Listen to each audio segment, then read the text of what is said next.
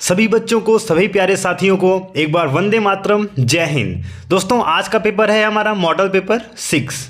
Model paper आज हम 6 से डिस्कस करने वाले हैं। आपको पता है जो हमारे बच्चे डेली क्लास अटेंड कर रहे हैं, हम यहाँ पे डेली प्रीवियस ईयर क्वेश्चन का पूछा गया 20 क्वेश्चन डेली हम डिस्कस कर रहे हैं। कितना क्वेश्चन? 20 क्वेश्चन। तो साथी, जितने भी साथी एसएससी जीडी और एमटीएस की या फिर आरपीएफ की तैयारी कर रहे हैं, ये सबके लिए ये क्लास बहुत ही इंपॉर्टेंट होने वाला है, ठीक है ना। एसएससी, एमटीएस, जीडी और आरपीएफ तीनों लोगों के लिए बहुत ही इंपॉर्टेंट सेशन होने वाला है। तो चलिए आज का क्वेश्चन देखते हैं। उससे पहले सभी साथी एक बार वीडियो को लाइक कर देंगे, वीडियो को लाइक कर देंगे और अपने सभी साथी के पास शेयर कर देंगे जो जीडी एमटीएस की तैयारी कर रहे हैं, और इस चैनल को सब्सक्राइब कर लेंगे जितने लोगों ने सब्सक्राइब नहीं किया है, क्योंकि इस सेशन में डेली हम प्रीवियस ईयर क्वेश्चन का डिस्कशन कर रहे हैं एसएससी जीडी के लिए, ठीक है, और एमटीएस। चलिए आज का पहला क्वेश्चन आपके सामने है। भारत में किस राज्य में महोत्सव उत्सव मनाया जाता है? यह हर बार एग्जाम में पूछा हुआ इंपॉर्टेंट क्वेश्चन है।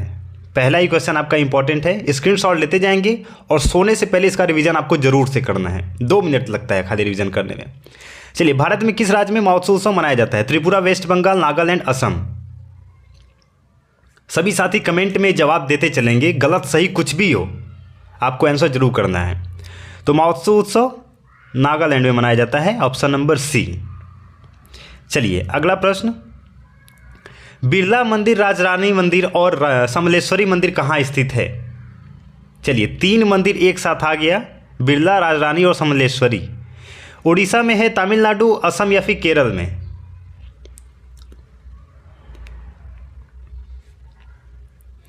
इसका आंसर हो जाएगा ओडिशा।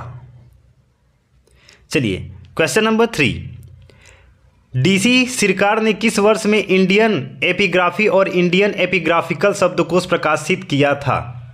किस वर्ष में? 1965 से 66 के बीच, 1967-68, 1966-67 या 1964-65?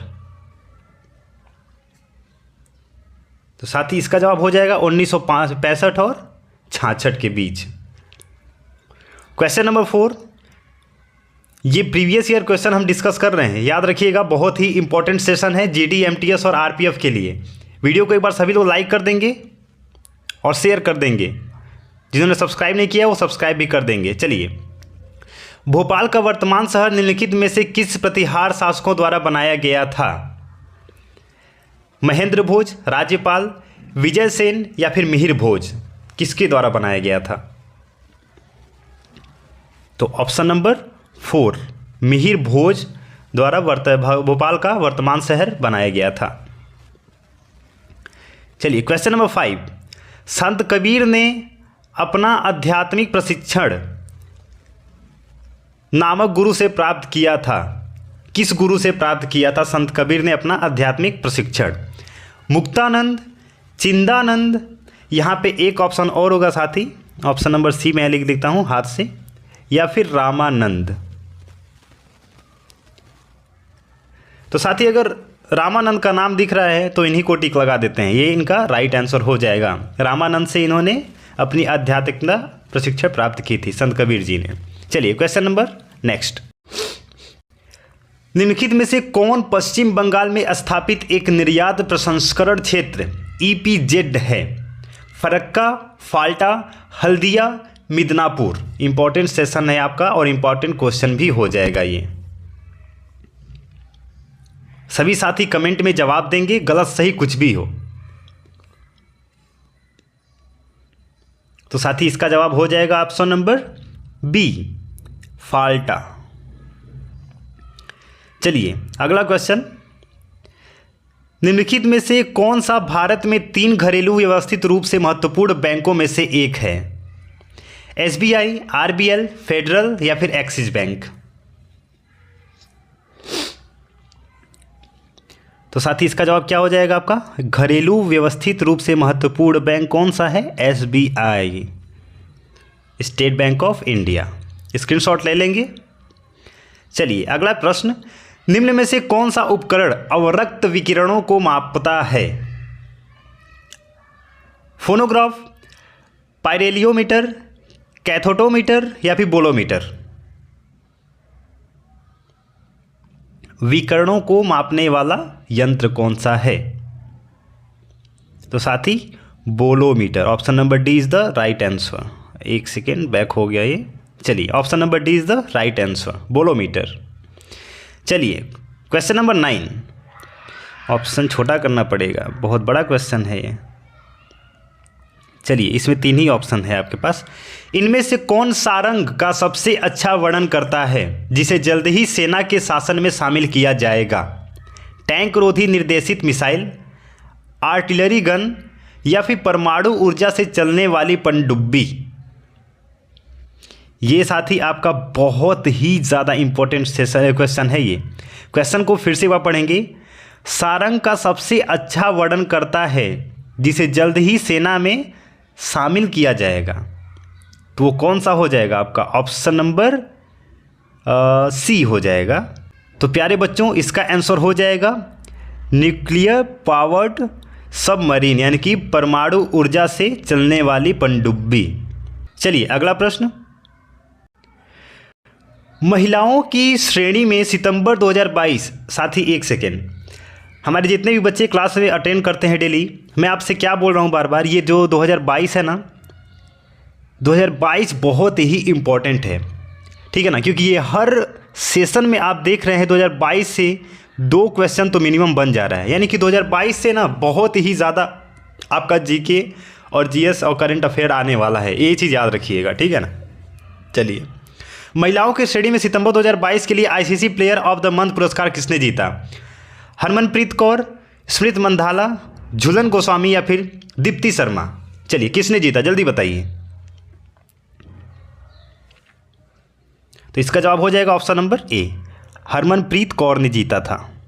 चलिए, question number 12। Silent valley national park Bharat के किस राज्य में स्थित है? वेस्ट बंगाल, उत्तराखंड, मध्य प्रदेश, केरला? इसका जवाब सभी साथी देंगे, क्योंकि ये ना कई बार क्वेश्चन में इसका आंसर बताया जा चुका है। ये आप लोग इसका जवाब देंगे जो भी इसका जवाब होगा, ठीक है ना। चलिए,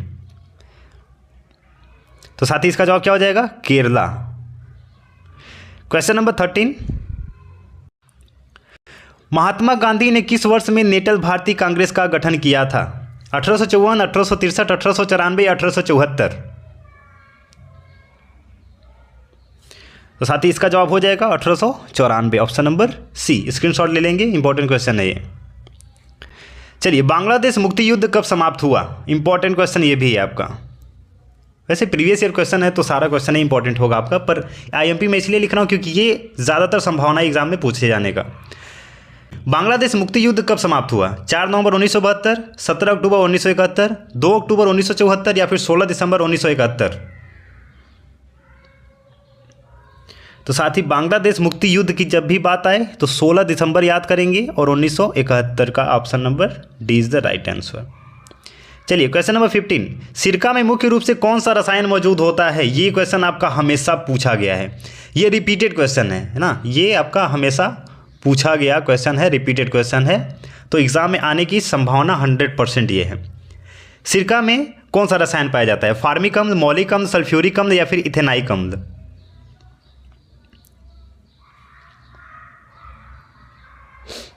तो सिरका में साथी क्या पाया जाता है? इथेनाइक अम्ल, ऑप्शन नंबर डी, इथेनाइक अम्ल। स्क्रीनशॉट ले लेंगे।